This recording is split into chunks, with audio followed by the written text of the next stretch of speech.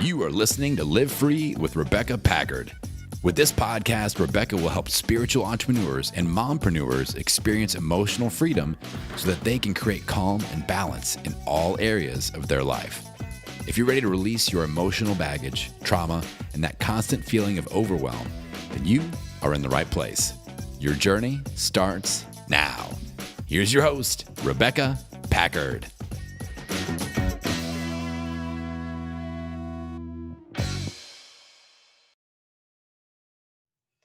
Hi, welcome back. I am so glad that you're here with me on Rebecca Packard Live Free, the podcast that's helping you to free your emotional baggage and get some tools to help you live your life with balance, letting go of all the things that cause chaos in every day, right? We don't need that stuff. No, we do not. And today I'm super excited because we have Adam Schaueble here. If you guys don't know who he is, I don't even know how you don't know who he is. He's been featured in so many different places. He is the man behind the £1 Million Mission. He's also an expert podcaster. He is my go-to guy for podcasting because I have no idea what I'm doing, and that's completely okay because he told me so. And he is here to share with us some of his tips, tools, and tricks of keeping sanity while raising a family, having a £1 Million Mission, and podcasting. He is everywhere in the podcast scene. Before we were not allowed to leave the house, he was at all the events and doing all the things, and we are excited to have you here. Hi, Adam. Rebecca, I'm so excited to be here. It's always an honor when somebody allows me to share their platform, and you're one of my pod pals. So this is just like home for me. It's awesome. You guys do not love that voice. Come on. It's like the best. And if you didn't notice, it's at the beginning of my podcast. So if you're like, wait, he sounds familiar, I have no idea who he is. He is my voice guy. So congratulations. Now you know him. Here's the face. Now you can put a name with it. Live Free with Rebecca Packard. Yes. I am super excited to have you here. I love what you're sharing with people. I am so inspired by your £1 Million Mission, and I have loved everything you've taught me and opened the door to podcasting for me. And I want to share, because I know this was not an easy road for you. I also know you've been doing this before it was cool. Like I think about that song, but like country, when country wasn't cool. I'm like, yeah, like that's literally every podcaster's story right now, right? All of a sudden it's in the scene and you are literally a veteran of the space. You've been on the podcasting for a while, but you're also raising a very young family. And how are you doing that and keeping sanity happening in your house? But we're going to get to that part, but I want you to just share a little bit about who you are and how you're showing up in the world with everyone so they can get to know you like I know you. Yeah. My story of my podcast is kind of launched with my own health journey. And in the health podcasting space, I'm known as the PhD, the previously heavy dude from the £1 Million Mission podcast. So back in 2007, I weighed 327 pounds. I lost over 100 pounds. Then I kind of created a business out of it. A lot of people started to ask me, what are you doing, man? And there's a really cool like manifestation story around this that we can dive into if you want to. But I started helping other people. My hometown lost 35,000 pounds through my boot camp program. I created a business. It became my career. And then we created the £1 Million Mission podcast just to create a bigger impact. So that's how I kind of went from gym owner into podcaster. This was, I've been podcasting since late 2015, early 2016. And as of December 2019, sold the gym. And now I'm a full-time podcaster with multiple shows and, helping all sorts of people get their message out there. But I love the medium of podcasting. Like I was a podcast fan first. And when I initially started doing it, I saw it as kind of like a typical person would do like a Facebook post. Like I put a podcast out, I do a Facebook post, I do an Instagram post. It's like social media. But then I discovered it was so much more. It was about community building and connecting and teaching. And those are things that I've always loved to do. Like always. I mean, I was the kid growing up in the neighborhood, like rallying around the other kids. I'm like, let's do a project. Let's scout out where the ice cream truck is and get on walkie talkies and then like radio each other. And then we can like charge people to get our updates and all that. Like that's what I was in like kindergarten. So I've always been that person, that energy giver, community builder guy. And so when I found the medium of podcasting, it just struck a chord with me. And I was pretty much all in. The first 3.5 years, I was putting in full-time effort, with little to no pay as I figured it out. But that's one of the things I love to do now is help people like you like figure out how we can create a business around this and make it profitable as soon as possible. So that's kind of the story in a nutshell of how I went from PhD, heavy guy to full-time podcaster guy. Yeah, which is so awesome that you helped so many people in the space of weight loss. Weight loss has a lot of secrets to it. It's not just like, oh, eat right, lift weights, all the things. It's a whole sequence of how we show up emotionally, physically, mentally in the sphere of our community. And when you start to work with more and more people and you're helping them through that journey, you create these bonds and you're able to see people as you, right? You're able to say, oh gosh, yeah, we totally, our journeys are parallel, man. Like you're able to connect with people, and in helping so many people lose that weight, you're helping people cleanse their emotional traumas, cleanse their family histories, and allow them to let go of those changes, because they're also, by them taking care of themselves, I'm sure you work with mostly adults, they're changing the eating habits and the social habits within their homes with their children and their habits around food. And so that's like a legacy that's fantastic. How did you decide, as somebody who was a previously heavy guy, we know you've come into podcasting, but like, how did you like wake up one day and go, I'm going to switch this up. I'm not here in this skin anymore. Like I'm done. I've decided this is not me anymore. Like with the gym stuff, you mean? Yeah. This is a good story. That's a good question. And there's a good story behind it, because like, I feel like I've lived different lives.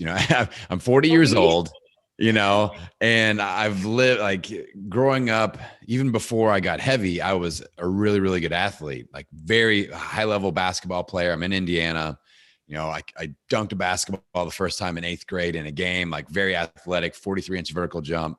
And I was just like this crazy white guy that could, jump high and people were like, what the hell's going on here? So I lived that life. Then I gained a bunch of weight in college. And that's when I went from 180 pounds to 300 plus pounds.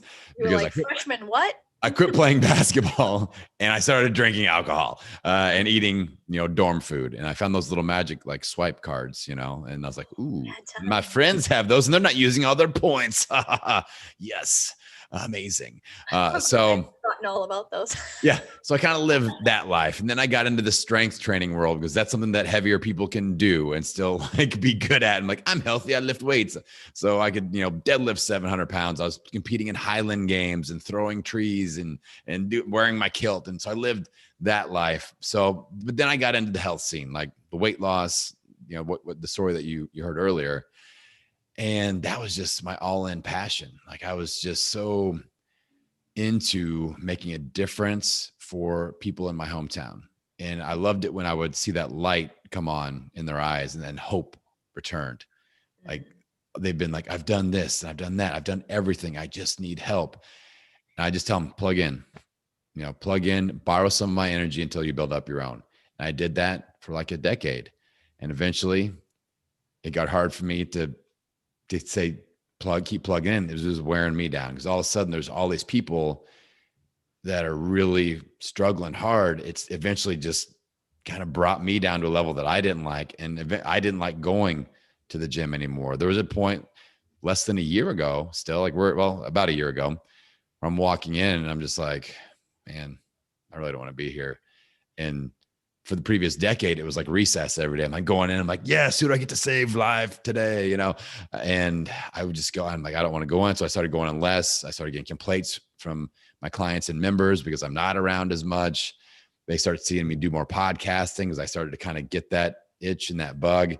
They started complaining about me doing podcasting, kind of being negative about it, which didn't help because I was like, oh, I'm really enjoying this because it's a little bit more of a positive build-up space. And then in December, I talked to one of my top employees. I said, hey, let's make something happen. I think I'm done. And we made it happen. I haven't been back since. I still own the building, and like I'm still like a landlord and all this stuff, but I have not walked in there in a year. And like that was just that just like you described it, that skin was shed, and I'm like, I'm all in this space. And since I've done that, it's interesting because once I did that, like the floodgate of opportunity was opened in this space with podcasting, and people started rushing in with ideas and collaboration opportunities and, coaching opportunities and different things. I was kind of worried. I'm like, I'm making some money. I'm making enough to kind of like pay the bills. But then once it's just kind of like, whatever you believe in, the universe or whatever was just waiting for me to get committed. And once I committed and I said, this is me, this is who I am, and this is what I'm doing. There's no plan B. There's no turning back. Opportunity showed up for me. And that was pretty cool. I love that. I love it. And because that's the thing. I want everyone to take in what Adam just said. Once he became 100% committed, not halfway, not part of the way, not kind of doing it. He said, okay, I realized that I loved that me that was the gym guy that did the things. I honor that man, and I see him in that space, and I love him, and I love him for the education that he brought me to and the people he connected me to and all the things and the lives that I touched in that space. But that man no longer lives here, and I know that because I'm no longer happy walking through that door. My full-time JOB is like an SOB, and I'm done. And he went, it's time to flip the switch. And now he's in a space and he fully committed and everything is lining up. There's so many people I talk to who are like, I hate my job. Nothing works in life. I keep doing the same thing, but I hate it because you're halfway committed, because you're not all there. And like you said, another thing you said was, I kept telling people, take my energy, take my energy, take my energy. There is no more truth to the statement than plug in and take my energy. That is literally taking place when you tell people to do that. So it's no wonder. I'm amazed that you were able to sustain as long as you did with that taking place. What was one of the things that you've implemented now that you're like, okay, where's a healthy boundary for me? Because when we're business owners, when we're showing up in spaces like this, where we're around a lot of people, we're talking to a lot of people, there's a lot of different kind of people out there, and we're all talking with everybody. How are you implementing healthy boundaries where you're still accessible and you're still like, yeah, I can amp you up. I can do the things. I can share my passion and enthusiasm with you, but you're actually not allowed to physically take my energy. Well, it's interesting because I think we share a philosophy just by, we've had some email exchanges. I know every once in a while I email you and I get a bounce back going, this is a recovery day or restoration day. So I have a similar philosophy where I make good use of my away messages, but I structure my week. Like, I'm a solopreneur. I'm a team of one. I don't have any VAs. I don't have, like, at one point I had like 30 employees, and that wasn't my jam either.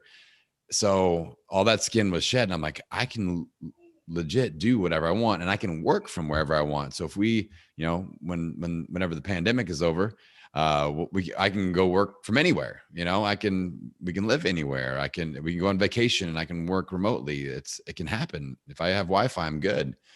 So I realized, like, I can set rules. Like, nobody's depending on me. I don't have to show up for somebody else so they can get paid or anything like that.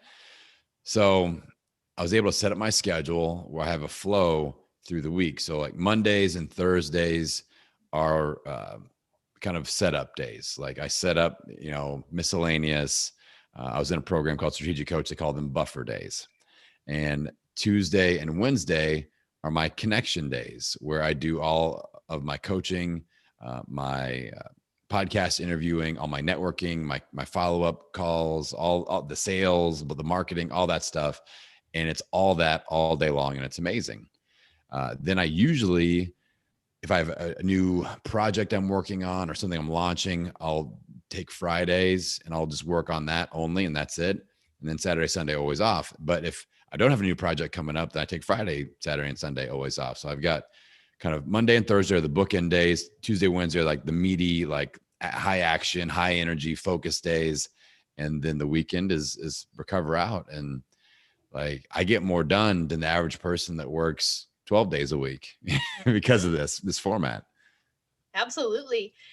I love that you're saying that too, because I talk to a lot of people and they're like, well, I'm always on.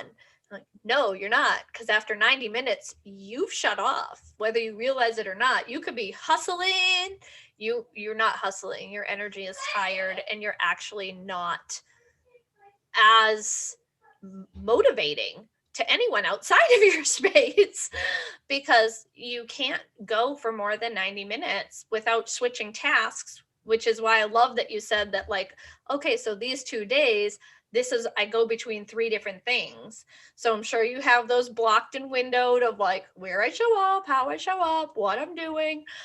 Because I talk to a lot of solopreneurs, entrepreneurs, moms, and they're like, I just fly by the seat of my pants. And I'm like, no, let's stop doing that. Like, the most freeing thing in the world is a schedule, isn't it? The second you figure that out. Yes, there's a quote by Jocko Willink, discipline equals freedom. And there's so many people out there that have taken one of these like personality tests that's like, I'm a free spirit. And then they like take that to heart and like, I never have to be organized about anything because I took this test that told me not to.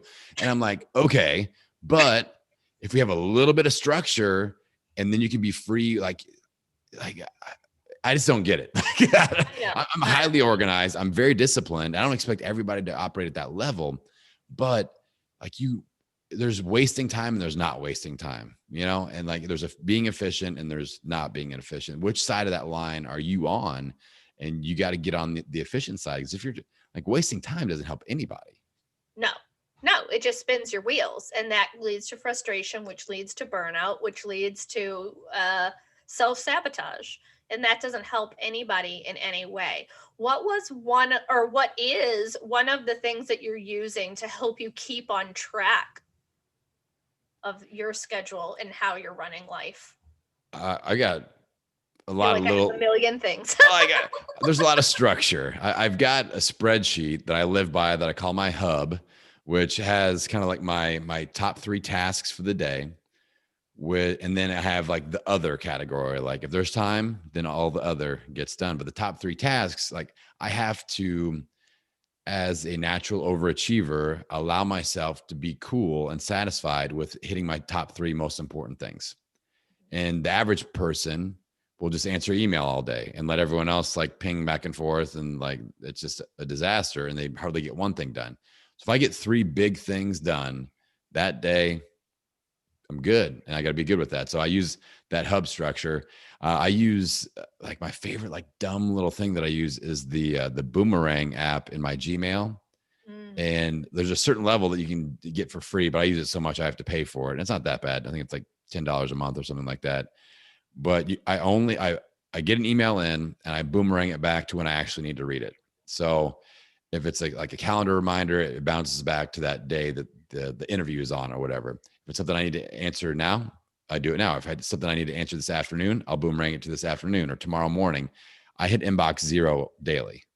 And I end the day with 0 in there because I'm just flinging these emails around when I actually need to answer them.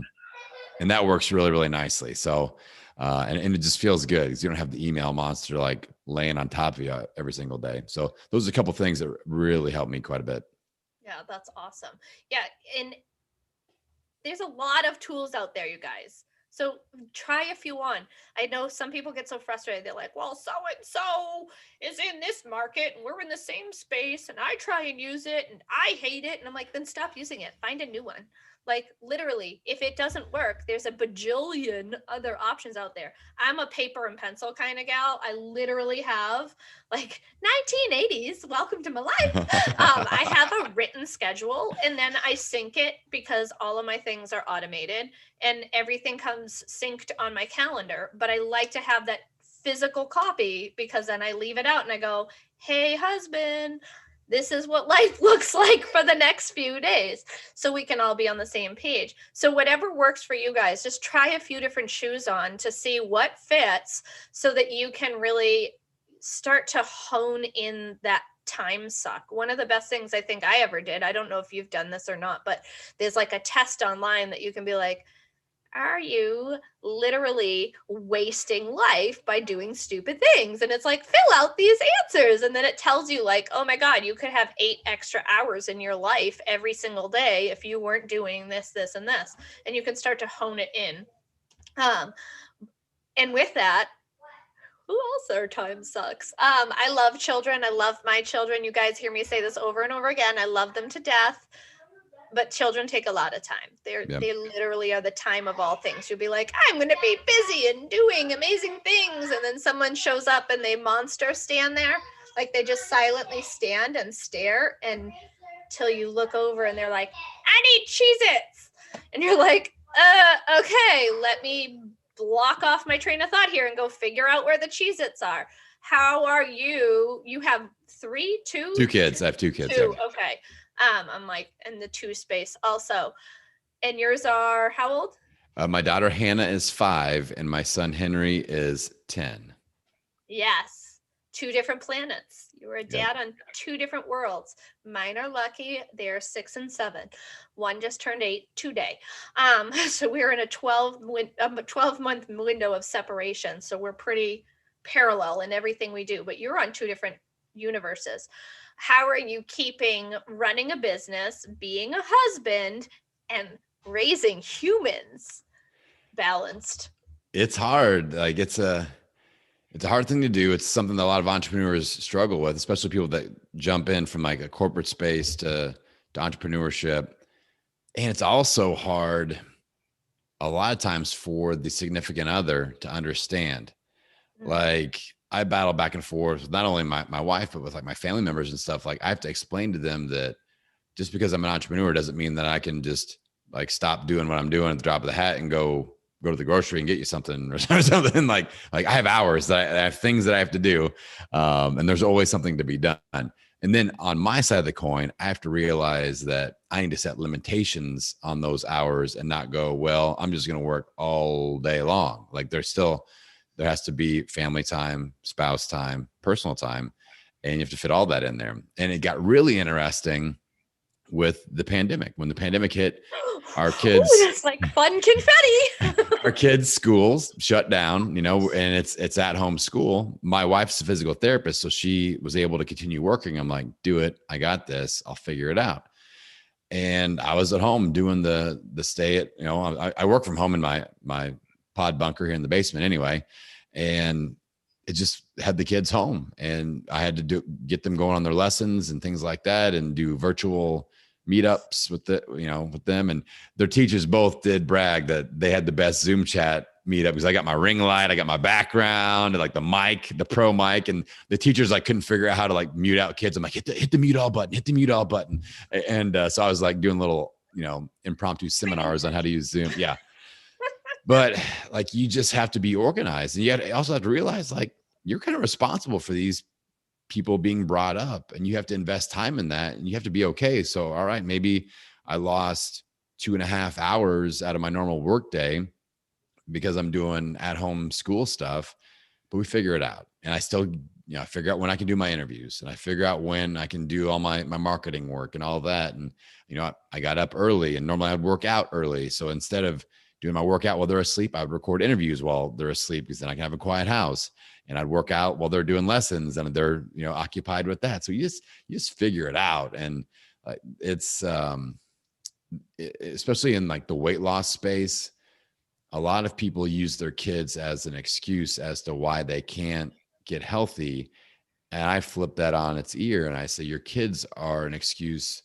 They're a part of the why. They're not a part of the why not.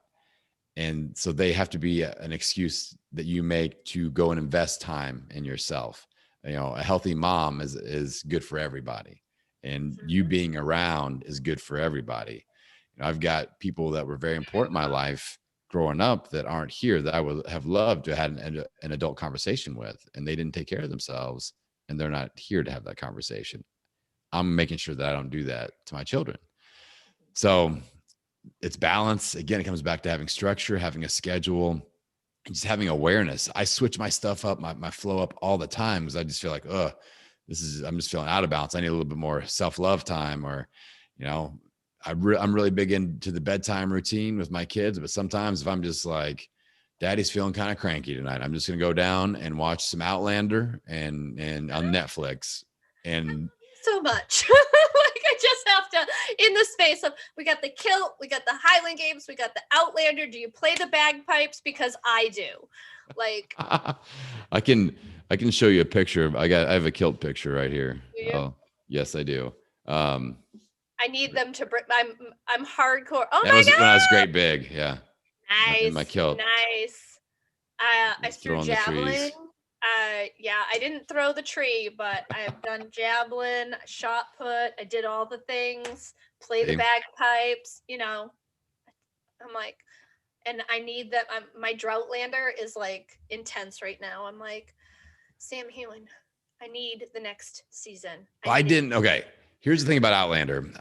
I didn't discover it until the pandemic. I don't know where it's been in my life. Like, it totally makes sense. Like, I own kilts. I need to know about this show. Exactly. So it pops up on Netflix. I binged the first 3 seasons and I'm like, is that the end? Like, they end up on the shores of America. I'm like, oh, it's over. Because those are the only seasons. And I know they're like from a while ago. And I was like, wait, I'm just going to Google this. And the other season 4 came out in like 2013 or something. I'm like, where is this thing? So now I have to like buy it, I guess. You gotta go in Stars. Yeah. Get the Stars app. So, yeah. But there's a season 4 and 5, right? There's a season 4 and 5, and they are in the process of shooting 6, which is the Revolutionary War. So, that's going to be amazing. Founding of the country. It's, oh my God, 4 and 5 is so good.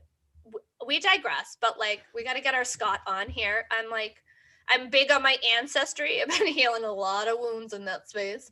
But I love all my Highlandness. Like, when I was little, I would tell people I'm Irish and Scottish, and people would say, no, you're not. You're French and English. I literally have 0 French and English in my blood. I am literally 50% Irish, 50% Scottish. Congratulations.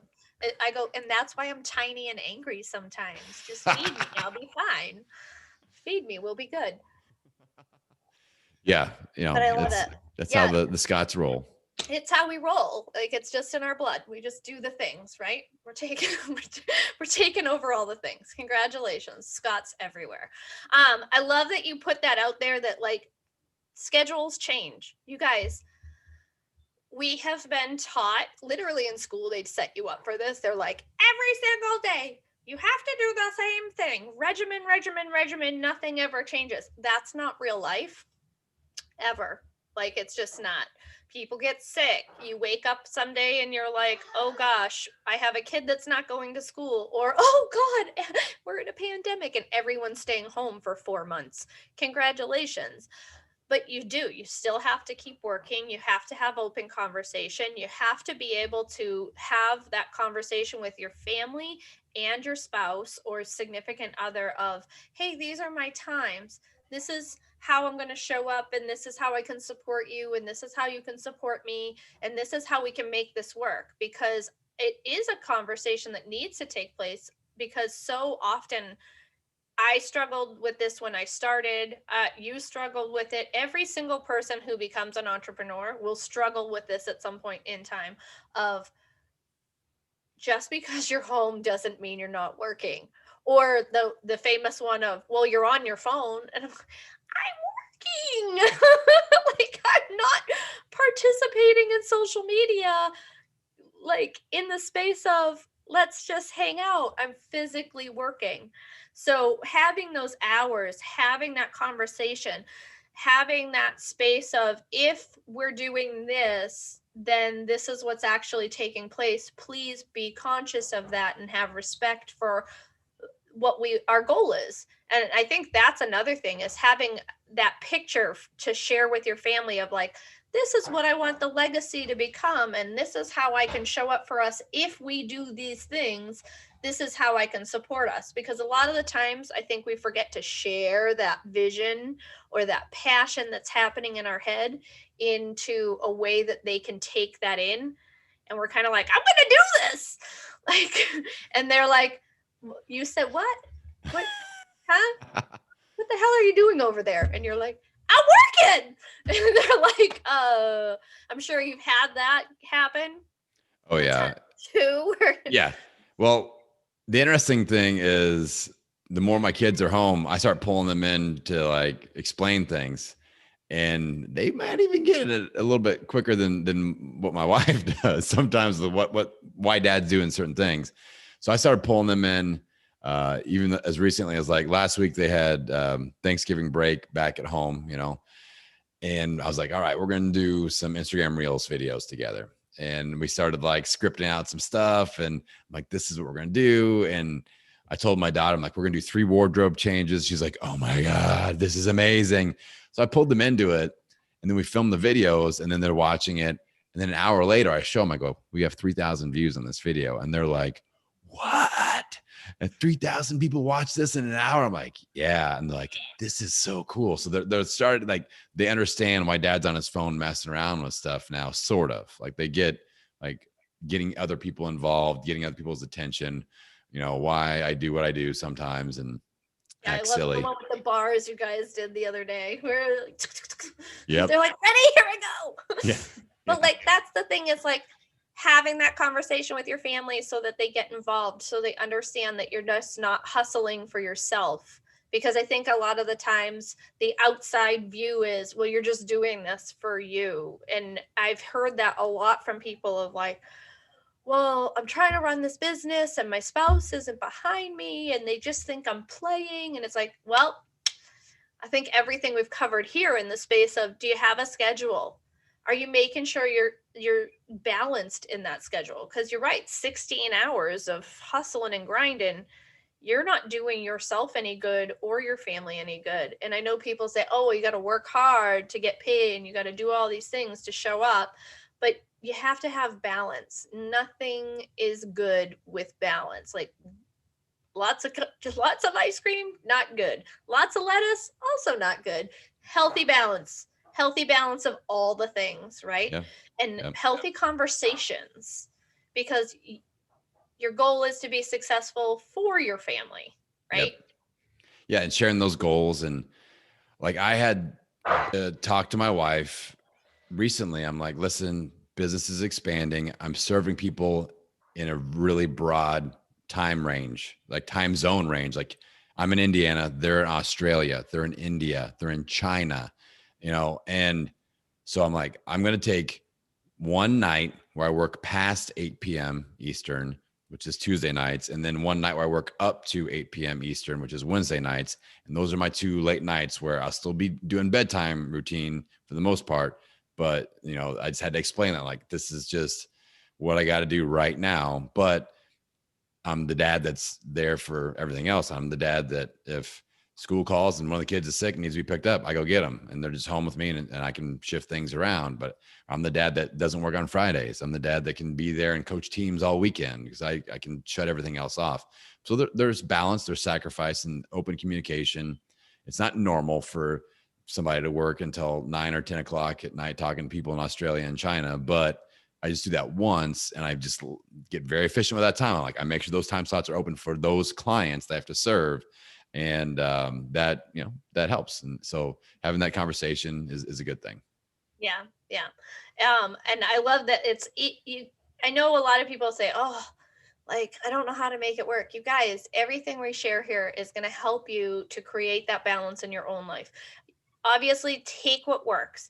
leave what doesn't. It's not, this is the only way, because I see a lot of times that people will say, oh, well, this is how you have to do it. If you don't follow these rules, if you don't put these dots together, you have to do what works for you. Maybe you're single. Maybe you got 8 hours a day, 12 hours a day, 15 hours a day, where you're like, it's a pandemic. I'm stuck at home. I have to quarantine and there's nothing else to do. So to keep my sanity, I'm just going to hustle and grind. Like, awesome. Fantastic, but also recognize, like, eventually you will burn yourself out. There has to be self-care. There has to be that space of shut off. There has to be that space for you to reset, regroup, reground, redirect your energy, so that you're not overwhelming yourself with everything. I know we're kind of getting short on time here. I want to make sure that we cover 2 more spaces in the space of what's your number one go to, never miss self-care that you do every single day. Oh, I do my, it's kind of a combination of affirmations and visualization. I call it my lifestyle rehabilitation statement. This is what I alluded to earlier when I talk about a manifestation story. So I've been doing this since 2007, where when I first started losing weight, I watched the DVD The Secret for the first time ever, and that was what kicked off that was my first dose of personal development ever. I didn't read anything other than Sports Illustrated Swimsuit Edition, and that was it. So I watched The Secret. My mind is blown. I sit down that night. I write out affirmations for the first time. I commanded what I want. I placed my order at the drive-up window of the universe, and I wrote out my 5-year map of what I wanted to create. And then I just committed to myself that I was going to read this every morning, every night until everything happened, or I crossed the 5-year deadline that I set for myself. I had to read it. I had to feel it. I had to be there. I had to just, put myself in that place. And I did that every day from July 12th of 2007 to July 12th of 2012. And in that 5-year time span, I lost 100 pounds.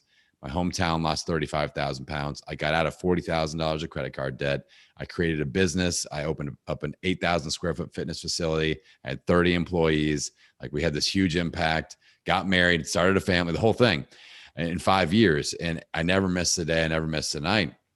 So I always do this. So and it's really, really important in the morning for me. Like, I just put myself in that mindset. I have my list of things that I'm manifesting in my life, and I put myself there, and that makes the work worth it. I review it and do it again at the end of the day. That's my accountability. And my rule is, if I haven't done something to move at least the needle at least 1% in one of those directions in my list of affirmations, I've got to do something before I go to bed, whether it's an email, read a blog, do a workout, make a connection, do a follow-up, something. I got to do some post on social media, make somebody laugh. I don't know. But that's worked for me. Just doing something every day. You swing the axe every single day, nonstop. Sometimes you miss, sometimes you really make a solid connection, but just the process and the habit of taking action and thinking about what you're trying to achieve every single day has really worked well for me. That's awesome. I love it. I love it. And I love that it's not, I see so many times people like, get in your special place now for the next hour and a half. No, you guys, this takes him less than 10 minutes. Okay. Yeah. He does it from his bed in less than 10 minutes. Yeah. Like, you don't have to drive 45 minutes to the special place in the woods where we hang from a tree. Heart tree. I go to the heart tree, and Jon Snow meets me there. And right? Like, you guys, these are simple little things, but I know you hear them, and I know that sometimes you implement them, sometimes you don't. You do it repeatedly over and over and over again. One of the reasons that affirmations, visualization is so profound, and when you do it repeatedly, it has such an impact, is because your brain doesn't know the difference between past, present, and future. It is always now in your brain. So the more you focus on positive affirmations, the more you focus on the space of what you are pulling into your life, whether you're there or not there, your brain believes you are, period, because it believes now. You might not, but it does. Your subconscious mind only knows this moment. So I love that that's one of the things you do, because one, it's so simple. But that's the trick, right? It's simple to do, it's simple not to do.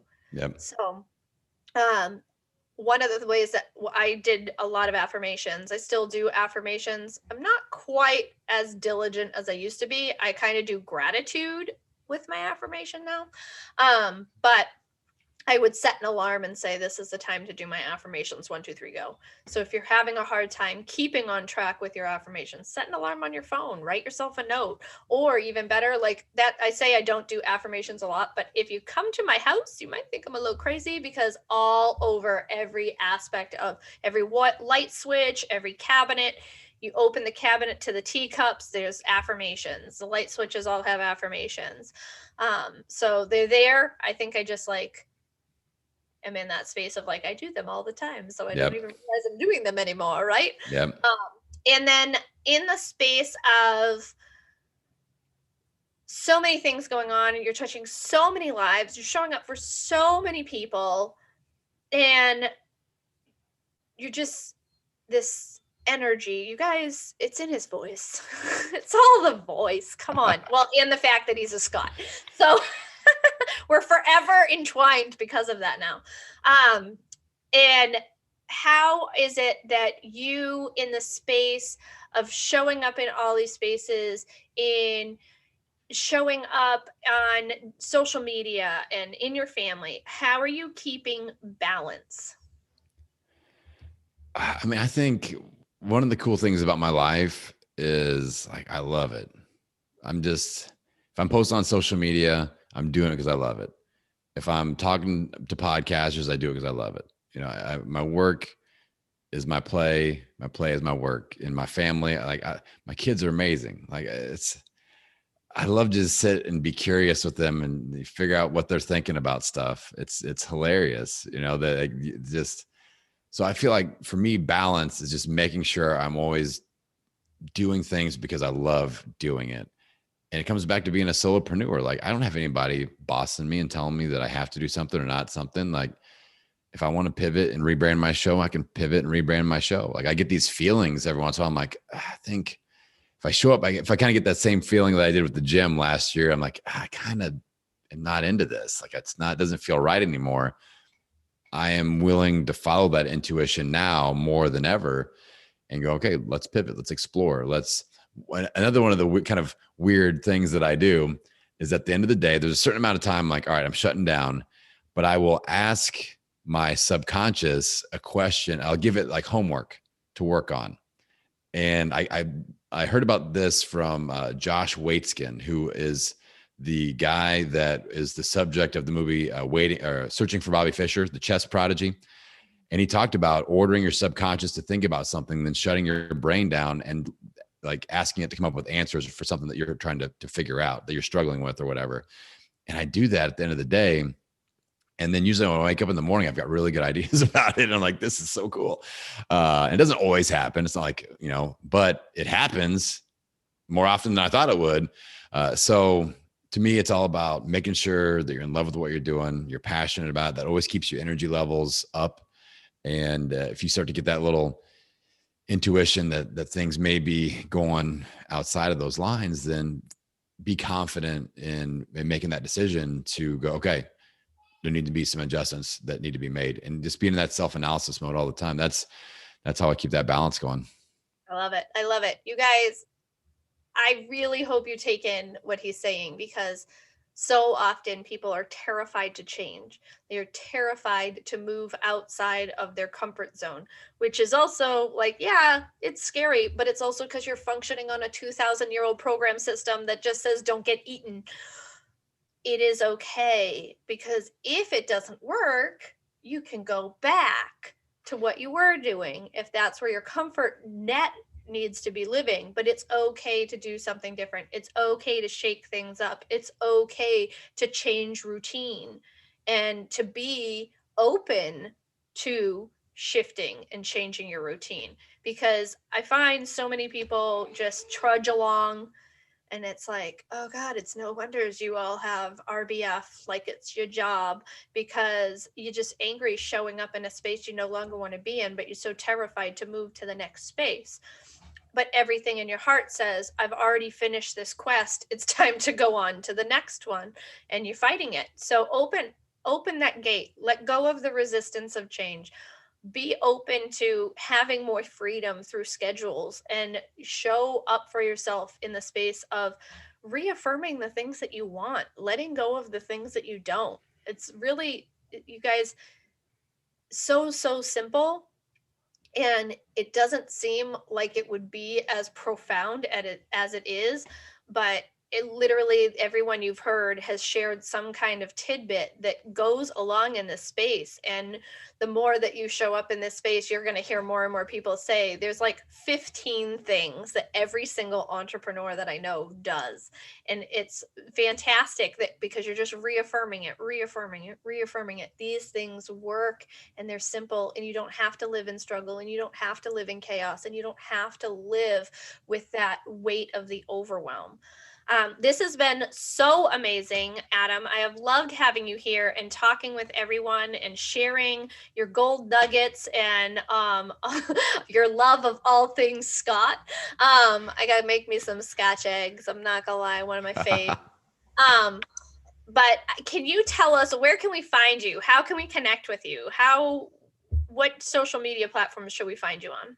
Yeah, if you guys want to, I've got two brands. I've got a health brand, and I've got my podcasting business school brand. So my podcasting business school website is www.podcastingbusiness.school. And I'm at Podcasting Business School on Instagram for that one. And then my health brand is millionpoundmission.com. And that is at Million Pound Mission on Instagram. Instagram is, in fact, my jam. So that's where I hang out the most on social media. So if you want to pop in and say hello, I would love for you to do that. And I'd also love for you, if you got any value out of this, I'd love for you to go and hit that subscribe button, leave a rating review for this show. That's like putting a tip jar in the podcasting space. So do that for Rebecca, and make sure you mention me, the PhD, or just Adam the podcaster, and let her know that this was your favorite episode. Yeah, right? Favorite episode ever. Thank you so much for being here. We so appreciate you sharing with us and connecting with us and just sharing your light.